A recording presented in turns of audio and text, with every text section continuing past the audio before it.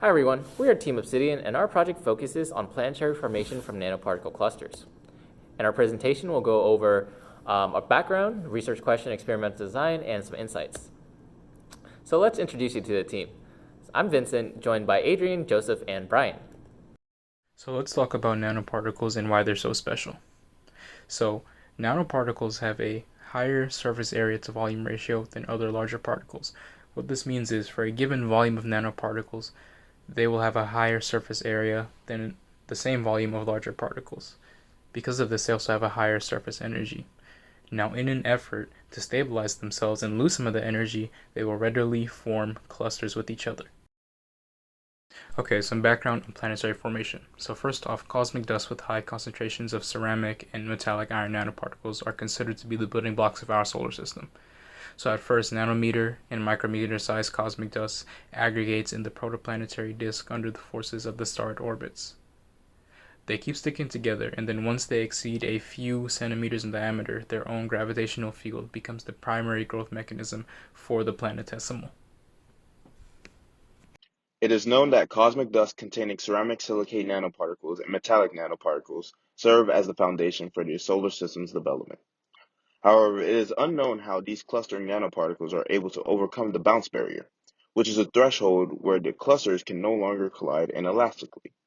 This experiment aims to study said nanoparticles and their aggregation in microgravity in order to gain insight into the theory of planetary formation. Based on our research question, we have decided to go with Type 3 FME, which is made up of 3 individual volumes. In order to make sure that glycerol does not have unintentional interactions with silicon dioxide or iron nickel nanopowder, volumes 1 and 2 will be used as control test. The last volume will be used for the actual test. In this volume, silicon dioxide and iron nickel nanopowder will be mixed with glycerol. Simple, right? Well, our procedures for the experiment are just as easy. The only procedures that need to be performed by the scientist on board the ISS is on arrival day, where the FME needs to be shaken gently for 120 seconds. This way, all volumes can be mixed well enough for the experiment to run properly. The insights of this experiment can be used in a wide variety of applications, most notably in planetary formation theory, where there's a missing link between small particle-based growth and planetesimals, where the bounce barrier currently resides. Next is in medicine. A lot of medical techniques have their efficiency determined by the amount of particle aggregation, such as MRIs, which will soon be used in the ISS. They utilize contrast agents, so if they were to aggregate differently in microgravity than on Earth, then that could provide different results for astronauts.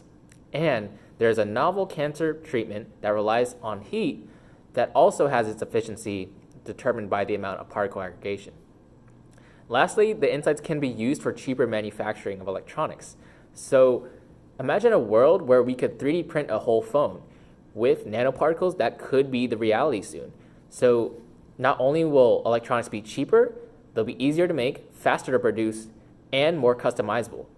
And that is our project in a nutshell. Thank you. Ad Astra.